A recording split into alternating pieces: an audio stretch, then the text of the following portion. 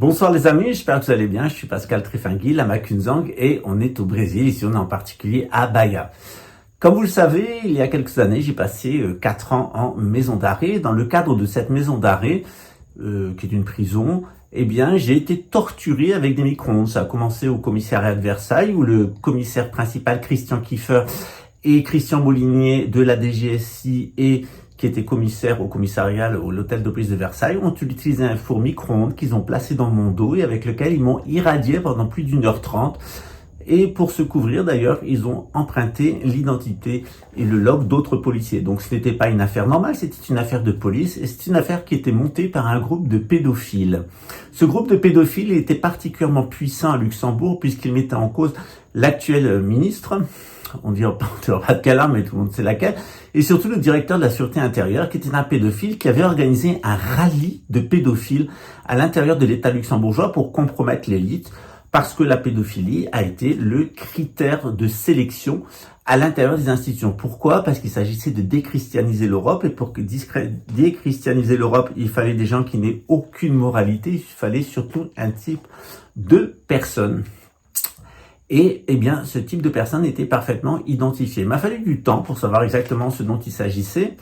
Et j'ai véritablement trouvé la clé au milieu des années 2000, lorsque je me suis intéressé à la neurobiologie, notamment eh bien, au fonctionnement physiologique du cerveau. J'avais fait des études de psychologie, donc j'avais étudié le fonctionnement du cerveau dans les années, à la fin des années 80. Et la science avait fait beaucoup de progrès dessus. D'ailleurs, l'université est toujours très en retard sur ce genre de sujet. Surtout parce que, eh bien, il n'y a pas d'interdisciplinarité, c'est-à-dire les professeurs qui étaient professeurs à l'université des lettres en psychologie n'étaient pas forcément les professeurs qui étaient eh bien, nos professeurs à la fac de lettres en psychologie. Pourtant, le Mirage, c'est plutôt une bonne fac de psychologie. Alors dans ce contexte-là, j'ai un peu réactualisé mes connaissances et lorsque j'ai été torturé en prison, j'ai été torturé par un être particulièrement pervers. D'ailleurs, les 6 de la section de la section homicide de Luxembourg ont été soit recasés, soit démissionnés, les 6. Pourquoi? Parce que cette affaire, elle a mis en jour de très graves dysfonctionnements à l'intérieur de la police luxembourgeoise, notamment un réseau d'assassinats ciblés à l'intérieur de la sécurité intérieure. Il a fallu beaucoup de temps et l'intervention des Brésiliens d'ailleurs pour alerter les autorités luxembourgeoises et leur expliquer véritablement ce qui se passait à Luxembourg, c'est-à-dire que le matériel psychotronique était utilisé de façon absolument démente par des gens qui avaient de graves troubles psychiatriques. Pourquoi est-ce qu'ils avaient ces troubles psychiatriques? C'est dû en partie à la situation un peu exceptionnelle de Luxembourg, qui est une situation où c'était de l'emploi d'État, c'est-à-dire l'État luxembourgeois est devenu très gros d'un coup à cause du changement économique de Luxembourg. Donc on a plutôt pris les gens qui étaient localement, on n'a pas embauché des étrangers, on est même allé récupérer des fils de luxembourgeoises ou des fils de luxembourgeois à l'étranger pour les faire revenir. On leur a donné des bons salaires, mais surtout ce qu'on ne s'est pas aperçu, c'est qu'il y avait des pathologies mentales qui étaient typiques de Luxembourg.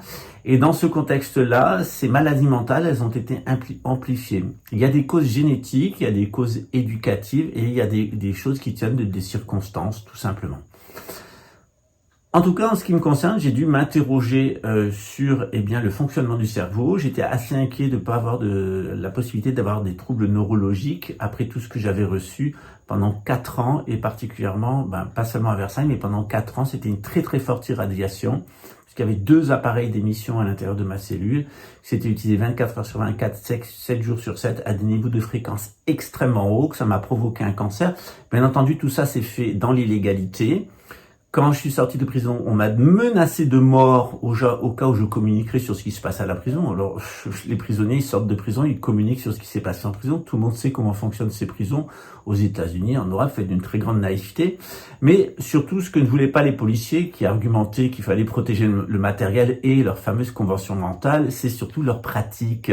Et les pratiques de Luxembourg, dire qu'elles sont gênantes pour l'état de droit, pour la sécurité et la santé des Luxembourgeois, c'est faible. Et donc, c'est une des raisons pour lesquelles j'ai appelé la prison de Schrassich un goulag, qui est d'ailleurs tenu par un directeur de prison jusqu'à ces quelques années, je sais pas si c'est encore lui, qui avait fait mai 68, qui était maoïste, qui avait voulu faire brûler la bibliothèque de Luxembourg parce qu'il voulait brûler la culture bourgeoise. plus des médecins qui sont allés chercher en Roumanie, qui a une grande expérience en matière de lavage de cerveau de l'Union soviétique. Voilà. Donc dans ce contexte-là, eh bien, j'ai décidé, dans le cadre de la psychologie bouddhiste notamment, et des cours que je donne au temple, de mieux vous expliquer le fonctionnement du cerveau et vous expliquer pourquoi ce que fait la police luxembourgeoise, ça ne va pas. Qu'on n'en sortira pas de toute façon. Moi, je ne crois pas à la possibilité pour la police de luxembourgeoise de sortir de ces mauvaises pratiques.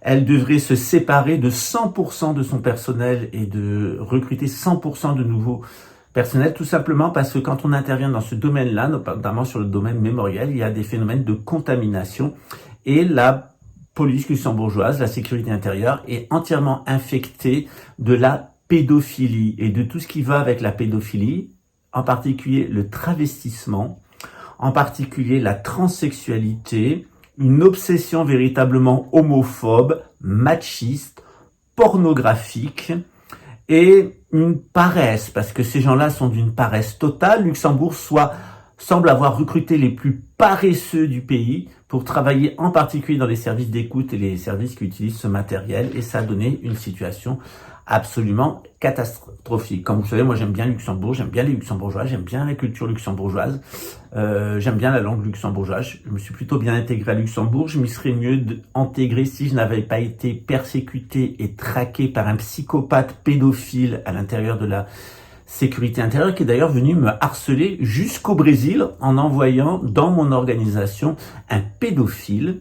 Et en travaillant pour essayer de soigner ce pédophile qui au final a essayé de m'assassiner, lui et sa femme infanticide, eh bien j'ai dû reprendre un peu mes études et comprendre un peu mieux, encore un peu plus comment ça marche, et avec en perspective comment est-ce qu'on peut aider véritablement ces cinglés.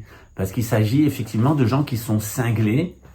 Leur maladie mentale, elle est liée à un dérèglement dans la production de cortisol et dans la production de sérotonine. D'ailleurs, quand on a un gros bide, en règle générale, quand vous voyez un mec qui a 40 kg de surcharge pondérale au niveau du bide, c'est que psychologiquement, c'est un cas psychiatrique. Personne ne développe 40 kg de graisse abdominale sans avoir des séquelles au niveau psychiatrique.